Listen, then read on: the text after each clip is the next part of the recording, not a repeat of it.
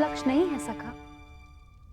प्रतिबिंब देखकर आकाश यंत्र में घूमती मीन का नेत्र वेदन संसार में भला ये कौन कर सकता है? एक नहीं, 3 पुरुष हैं सखी, जो ये लक्ष्य साध सकते हैं।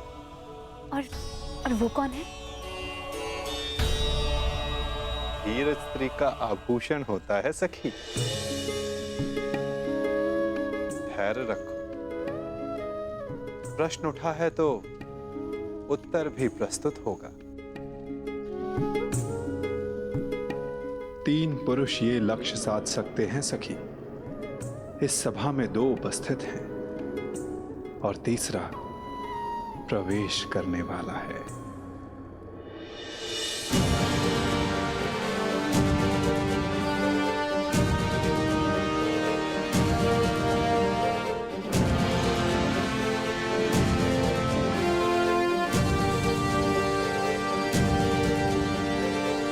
अगले प्रत्याशी मगध नरेश जरासंध।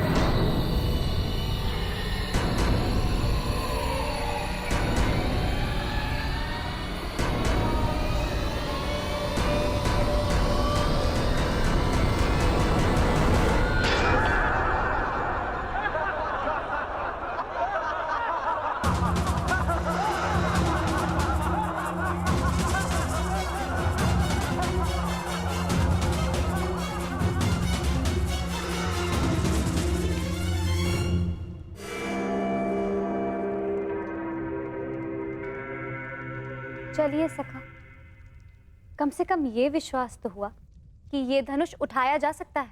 वैसे सखा, क्या अर्जुन भी ये धनुष उठा सकते हैं?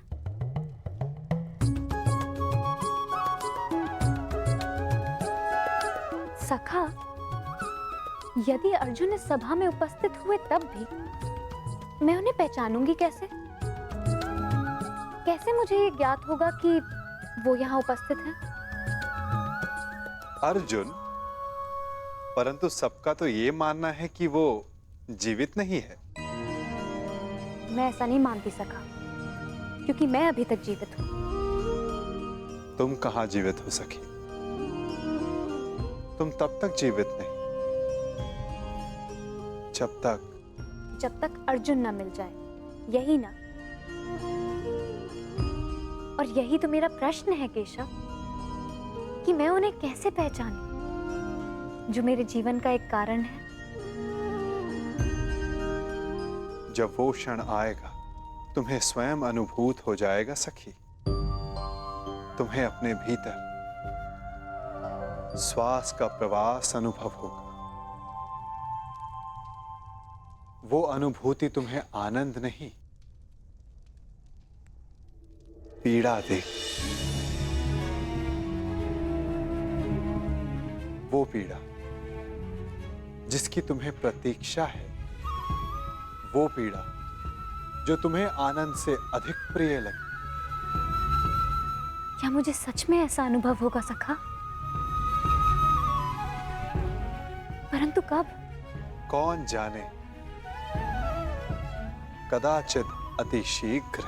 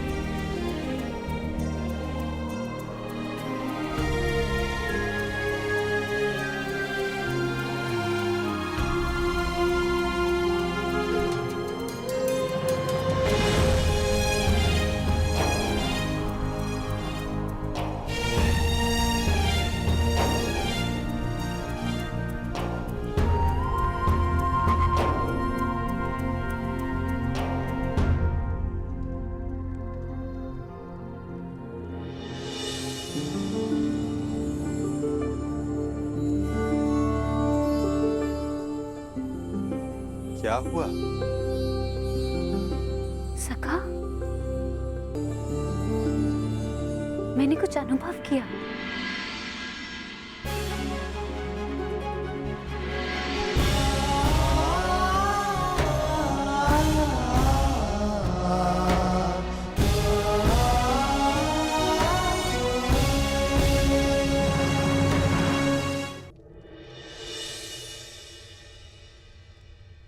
यश भ्राता,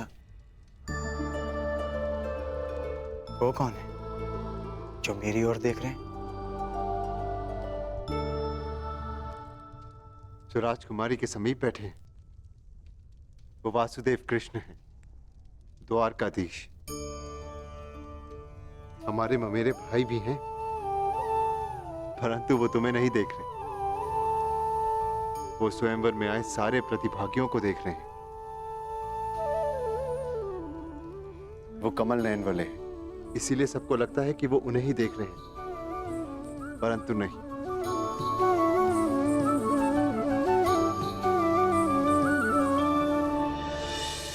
और अब मैं आमंत्रित करता हूं अंतिम प्रत्याशी,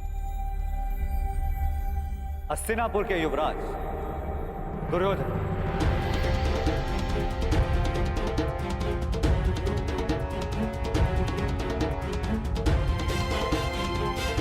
अंतिम?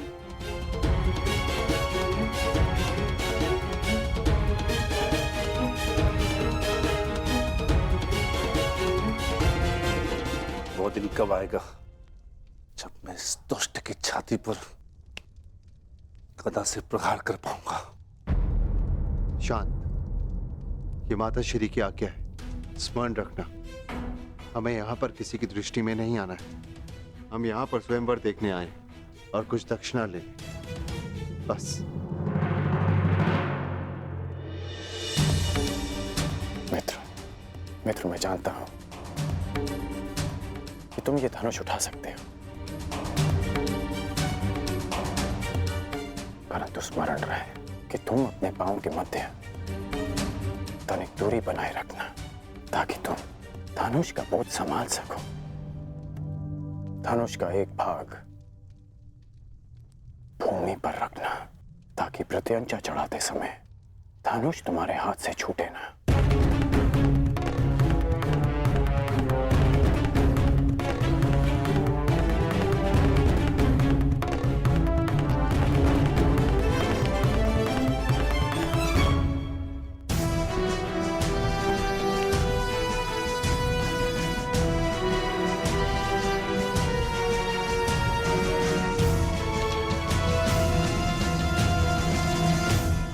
बताइए ना, कौन है वो 3 पुरुष जो ये लक्ष्य साध सकते हैं?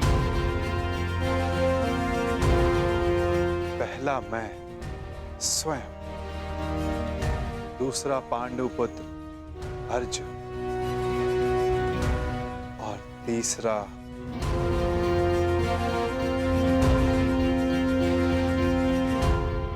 मैं राधेकर। मैंने संधान लक्ष्य देखकर ही किया, आपके नेत्रों में देखकर। कदाचित तीसरे वीर के लिए मैं आपका संकेत समझ गई हूं सखा।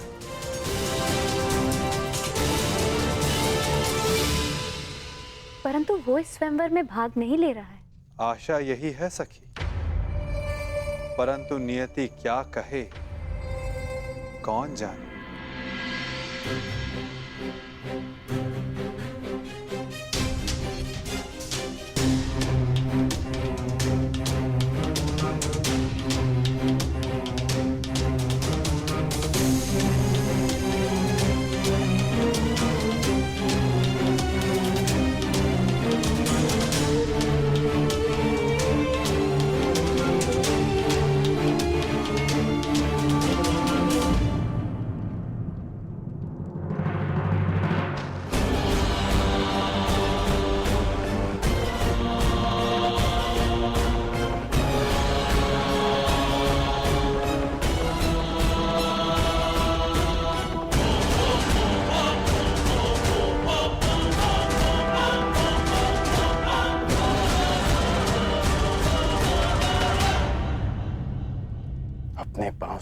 रखना मित्र।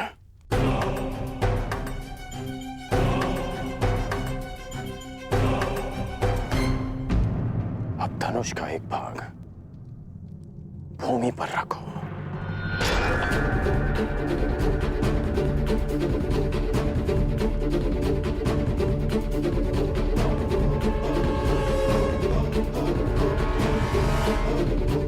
बल लगाकर धनुष को मोड़ो।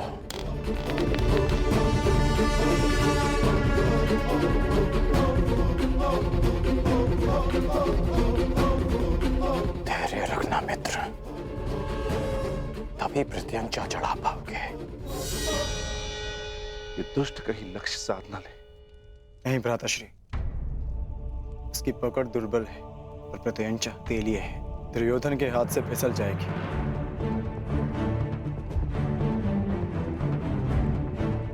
नहीं, एकाग्रता बनाए रखो दुर्योधन। यदि ध्यान भटका तो प्रत्यंचा हाथ से छूट जाएगी।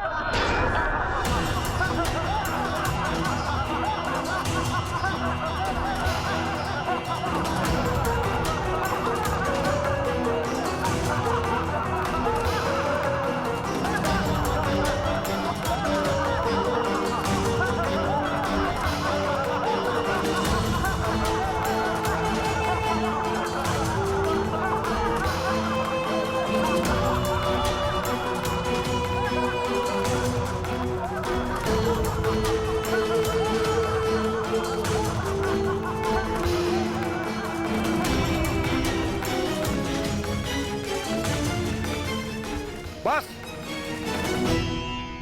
क्या यही है संसार के सर्वश्रेष्ठ योद्धा? क्या इसी क्षमता के बल पर मेरी पुत्री का वरण करने आए थे आप लोग? प्रतीत होता है गुरुओं में अब वो क्षमता ही नहीं रही जो अपने शिष्यों को युद्ध कौशल सिखा सके।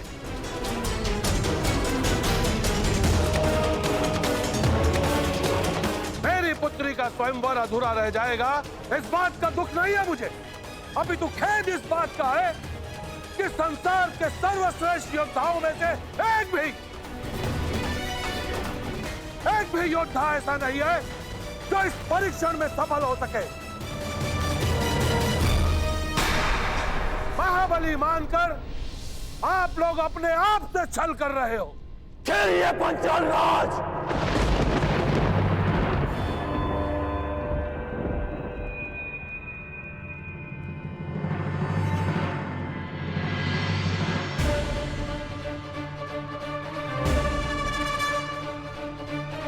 मैं स्वयंवर में भाग नहीं लूंगा, परंतु जब तक यह स्वयंवर न्यायपूर्वक चलेगा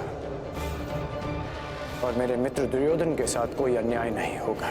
परंतु अन्याय हुआ तो ना मैं अपने धनुष को रोक पाऊंगा और ना ही मेरे बाण मौन रहेंगे।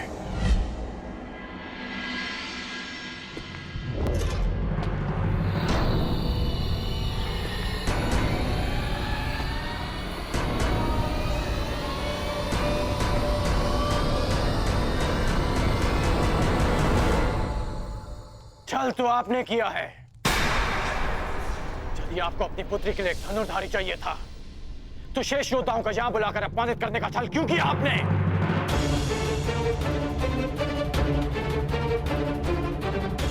यदि बल, बुद्धि, दृष्टि, एकाग्रता और लक्ष्य पर प्रहार करने की क्षमता जांचनी थी तो केवल धनुर्विद्या का परीक्षण क्यों? खड़क युद्ध क्यों नहीं? गदा कौशल क्यों नहीं? आप वसुदेव कृष्ण के परीक्षण पर संदेह कर रहे हैं। आप इन पर पक्षपात का आरोप लगा रहे हैं भद्र पुरुष। हाँ,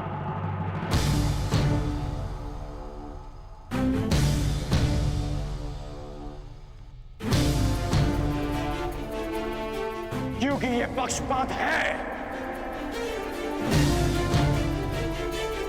यदि ये गदा कौशल का परीक्षण होता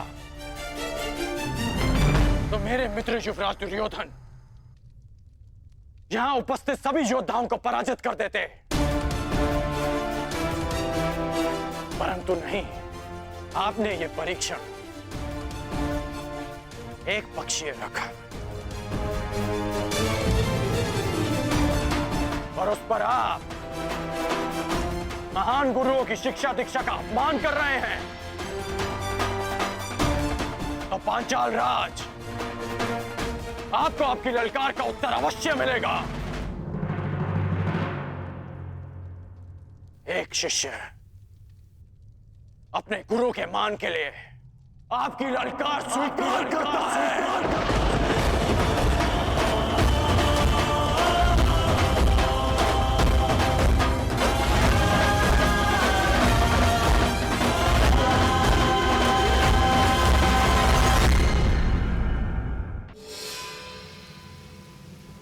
आज यहां इसी सभा में प्रत्यंचा भी चढ़ेगी, शस्त्र संधान भी होगा और लक्ष्य भेद भी होगा।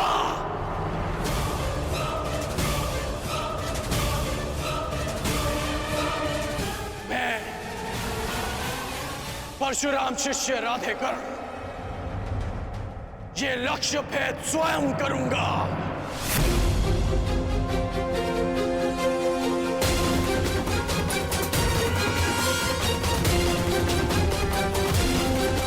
सखी, यदि तुम्हें ज्ञात हो कि अर्जुन जीवित है तो क्या करोगे? वो सब जो मेरे जीवन का उद्देश्य पूरा कर सके, जो कि अर्जुन से विवाह के पश्चात ही संभव है। तो फिर देखो सखी,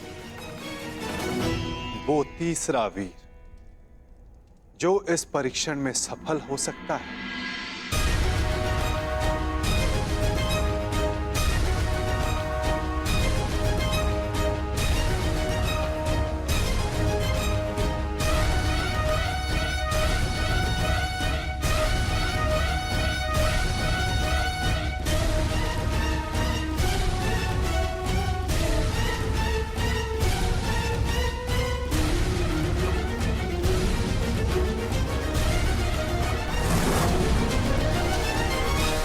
यदि कर्ण ने लक्ष्य संधान कर दिया सखी, तो तुम अपने जन्म का प्रयोजन सिद्ध नहीं कर पाओगे।